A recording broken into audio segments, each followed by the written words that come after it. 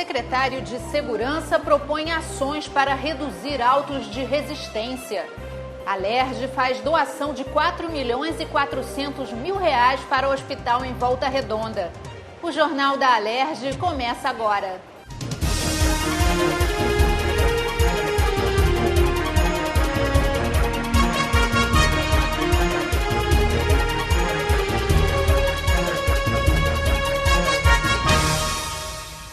Boa noite. Deputados da Alerj entregaram doação de R$ 4.400.000 para a conclusão do Hospital Regional do Médio Paraíba. A obra, que começou em 2011, deve ser finalizada em 2 meses. Localizada às margens da rodovia Presidente Dutra, entre os municípios de Volta Redonda e Piraí, a unidade vai atender mais de 1 milhão de pessoas de 12 cidades da região. O hospital terá capacidade para realizar cerca de 7.000 consultas por mês. Serão 229 leitos, além de atendimentos de alta e média complexidades. Atendimentos como transplante hepático, transplante de vista, cirurgias oftalmológicas complexas, cirurgia bariátricas, além da grande deficiência que nós temos hoje, não só no estado como no país, que é a dos leitos de terapia intensiva, onde a ideia desse hospital é ter mais de 90 leitos de terapia intensiva. Isso vai realmente mudar a realidade. É um hospital de referência, o modelo foi todo desenhado para que atenda a mais de 1 milhão de habitantes. Um hospital que certamente será de grande acesso aqui para todas as cidades, sobretudo pela localização. Certamente vai desafogar não só a saúde pública aqui dos municípios, mas muita gente de outras cidades também, e da capital e Baixada Fluminense, virão para cá também. Será um grande hospital que vai fazer certamente cirurgias, que vai salvar vidas, com grande capacidade hoje aqui já montada de UTIs. 12 cidades serão beneficiadas, né, por esse investimento na saúde aqui no sul do estado, no Médio Paraíba. Então é um motivo de comemorar, de agradecer, né, e a importância da Assembleia nesse investimento. São 24.400.000 investidos aqui desde 2009 na construção desse hospital regional, né? A obra deve ficar em torno mais ou menos de 70 milhões. Você vê a importância da participação da Alerj nesse investimento. De acordo com o prefeito de Volta Redonda, Antônio Francisco Neto, em mais de 2 meses, o hospital deve começar a atender parcialmente a população. Em 2 meses a gente termine definitivamente a obra. E vamos procurar, né, nesses próximos 2 meses, buscar uma maneira de preparar, né, o ambiente para receber os equipamentos que nós vamos receber do governo do estado.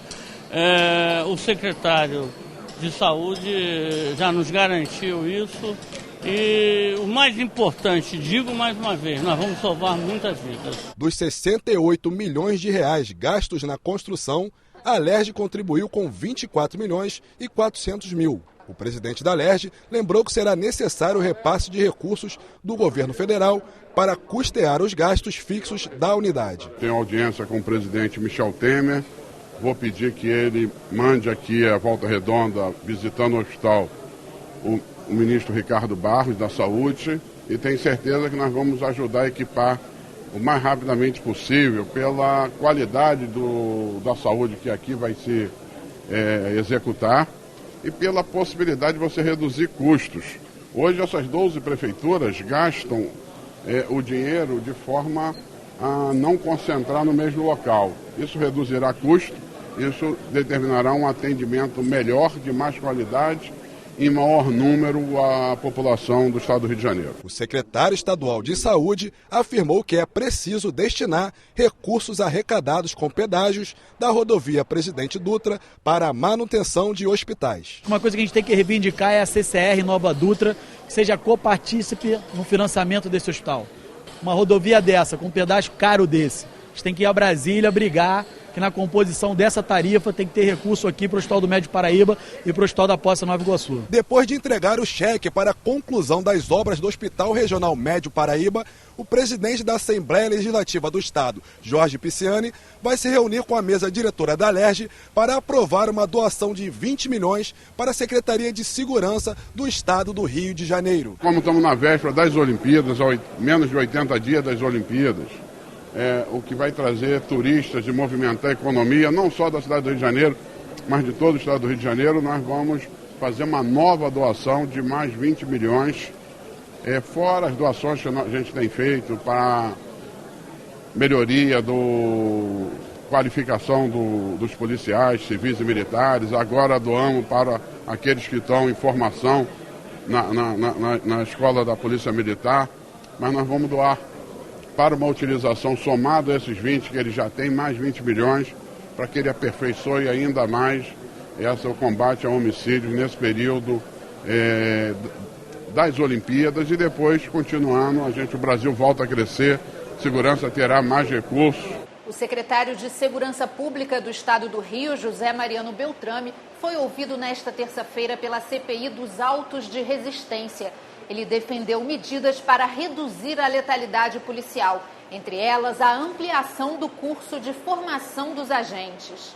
Beltrame afirmou que o curso de formação de praças vai passar de 7 para 10 meses. De 2007 até agora, 7.421 policiais foram formados. 10 milhões de reais foram investidos em armas não letais, com cursos para que o agente seja capacitado antes de reagir. Sinto em deixar a população 3 meses a mais sem policiais, mas eu acho que isso vai trazer melhoras para a população, vai trazer um policial mais bem qualificado, e como eu disse aqui, eu prefiro 1000 vezes que ele dê tiro lá dentro do Cefap do que dê tiro na rua. Nós temos um relatório do Serviço de Psicologia da Polícia, e esse relatório é feito em cima da narrativa dos praças, ou seja, pessoas que estavam lá na ponta, que é muito dramático. Eles não são treinados de forma eficaz, eles são treinados para a letalidade, eles são estimulados à violência, não só pelo curso, como pelas falas de governadores e do próprio secretário. Sobre as UPPs, o secretário defendeu uma política de continuidade, mas não vai criar novas unidades, porque os 3 níveis de governo não têm feito investimentos necessários para os moradores das comunidades. É um projeto que salvou 8 mil vidas, o batalhão de Bom Sucesso deixou de dar 14 mil tiros, ele dava por ano antes da Penha e do Alemão. Agora que a Penha do Alemão saiu da sua circunscrição, ele diminuiu radicalmente esse número. Então eu acho que é um projeto que tem muito mais vantagens do que problemas, e a gente não pode se esquecer do passado, a gente tem que ver o que era o Rio de Janeiro em 2007. Eu tenho certeza que naquela batida, hoje os marginais estavam aqui nas ruas, dentro das instituições e quiçá na casa de muita gente. Sobre o combate às drogas, Beltrame disse que o modelo atual é irracional. Ele garantiu que não adianta descriminalizar, se não há estrutura para a reabilitação. Eu acho que nós temos que discutir a regulamentação e não o sim ou não, o aprova ou não aprova. Se vai fazer isso, como que vai fazer num país do tamanho como o nosso? O secretário de Segurança lamentou a falta de recursos para a pasta. Em relação aos autos de resistência, citou que em 2007, quando assumiu a secretaria, os números chegavam a 1.300 e que hoje são cerca de 650. O relator da CPI, deputado Marcelo Freixo, contestou as informações. Nós já tivemos, em média, 3 pessoas mortas oficialmente pela polícia por dia.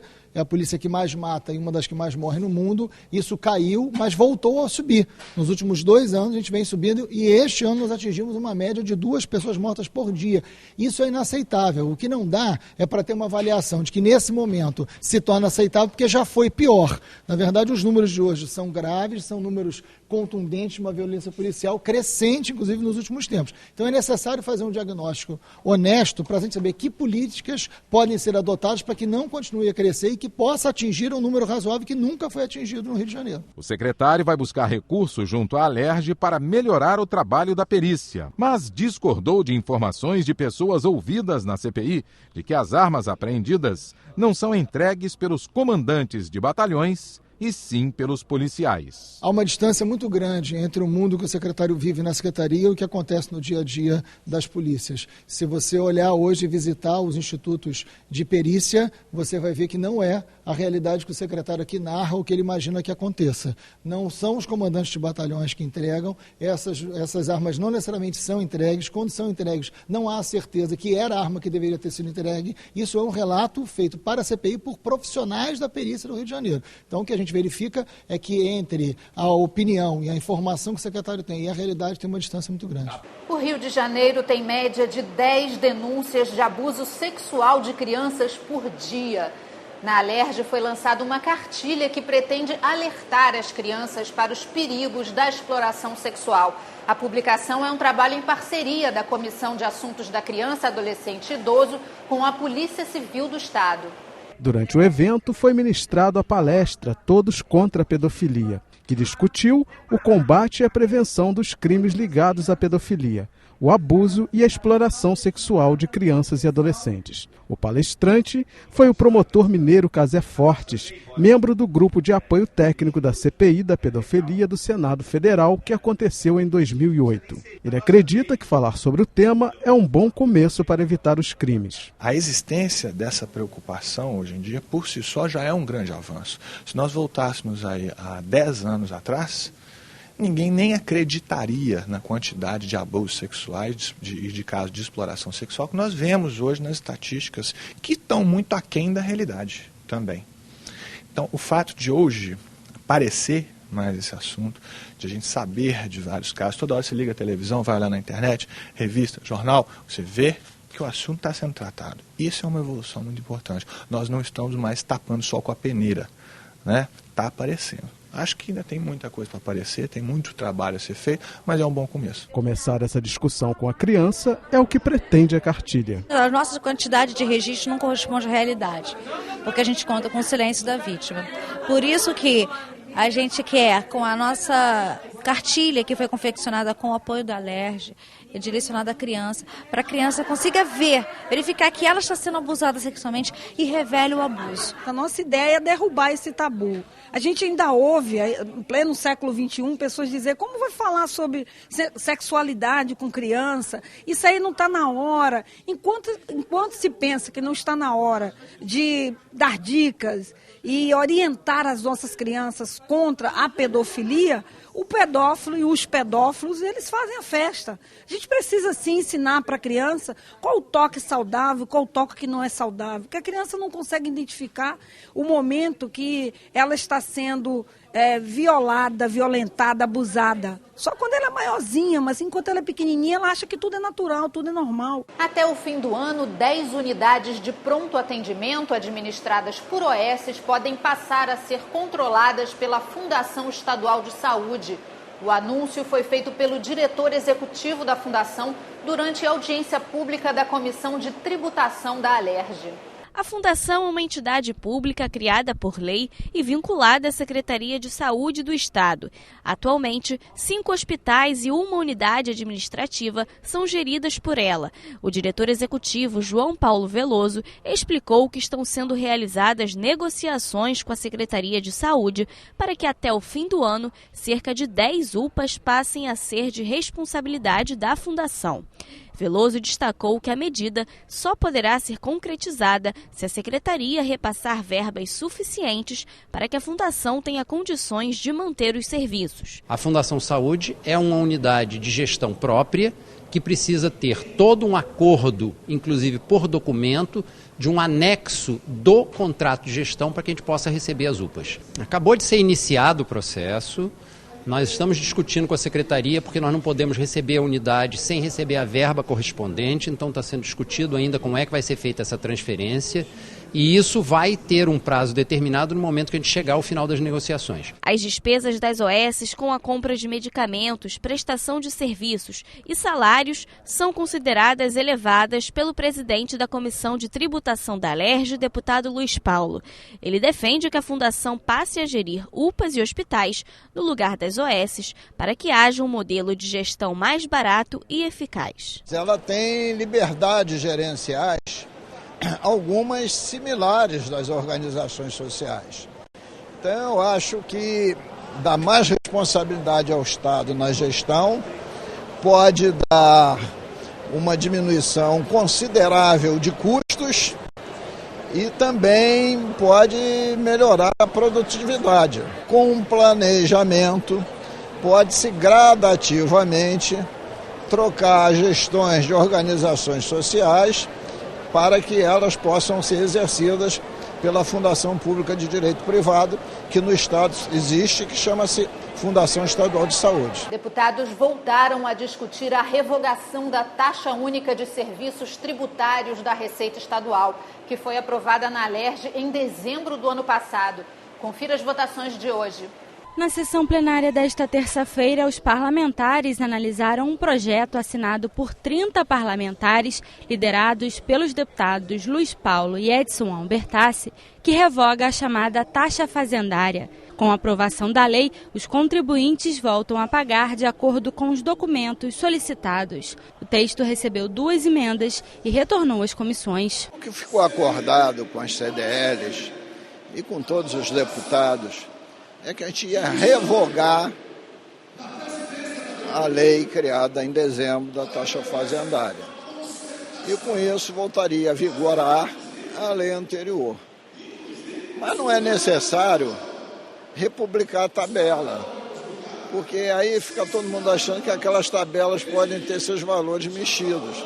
Então você revoga a lei anterior e revoga a lei da taxa fazendária e faz valer a lei anterior, sem precisar publicar tabela nenhuma, porque é isso que todo mundo estava esperando que acontecesse. Já o deputado Átila Nunes quer regulamentar o transporte de animais para o abate. A ideia é evitar crueldades. O texto também prevê a aplicação de multas em caso de descumprimento da lei. A matéria recebeu 3 emendas e retornou para análise das comissões. Na votação do terceiro projeto da pauta, o deputado Zaqueu Teixeira pediu a verificação de votação e sugeriu a obstrução da pauta até que o Estado convoque os 284 oficiais de cartório aprovados em concurso e no curso de formação.